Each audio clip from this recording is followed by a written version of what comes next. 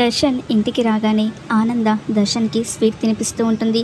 ఏంటమ్మా ఏదైనా శుభవార్త అని దర్శన్ అడుగుతూ ఉంటే, అవును నాన్న, చాలా సంతోషకరమైన వార్త, శరణ్య నెల తప్పింది అని ఆనంద చెప్పేసరికి దర్శన్ ఒక్కసారిగా షాక్ అయిపోతూ ఉంటాడు. ఇక ఏంటమ్మా ఎవరు చెప్పారు అని దర్శన్ అడుగుతూ ఉంటే, ల్యాబ్ రిపోర్ట్స్ చెప్పాయి అని ఆనంద అంటూ ఉంటుంది. ఈ మాట వినగానే దర్శన్కి తల తిరిగిపోతూ ఉంటుంది. ఇక నువ్వు తండ్రివి కాబోతున్నావు అని ఆనంద అంటూ ఉంటే దర్శన్కి ఏం అర్థం కాక షాక్లో ఉండిపోతాడు. ఇక వెంటనే గదిలోకి వస్తూ ఉంటాడు. శరణ్య గదిలోనే ఉంటుంది. దర్శన్ కోపంగా గదిలోకి వచ్చి టేబుల్ మీద ఉన్న ల్యాబ్ రిపోర్ట్స్ తీసి చూస్తూ ఉంటాడు. అందులో శరణ్య ప్రెగ్నెంట్ అని తెలిసేసరికి ఆ ల్యాబ్ రిపోర్ట్స్ విసిరికొడుతూ ఉంటాడు.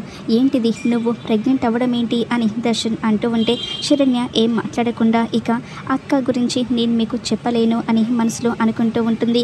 దర్శన్ చాలా కోపంగా శరణ్యతో, ఛీ, అసలు ఇలాంటి దానివని అనుకోలేదు, నువ్వు తల్లివయ్యావంటే ఏంటి అర్థం, నేను నీతో కాపురం కూడా చేయలేదు, అయినా నువ్వు ఎలా నెల తప్పావు అని దర్శన్ అంటూ ఉంటే శరణ్య షాక్ అయిపోతూ ఉంటుంది. మరి ఆ రిపోర్ట్స్ గురించి శరణ్య నిజం బయట పెడుతుందా, లేదంటే ఇలానే దర్శన్కి దూరం అవుతుందా, ఏం జరుగుతుందో చూద్దాం.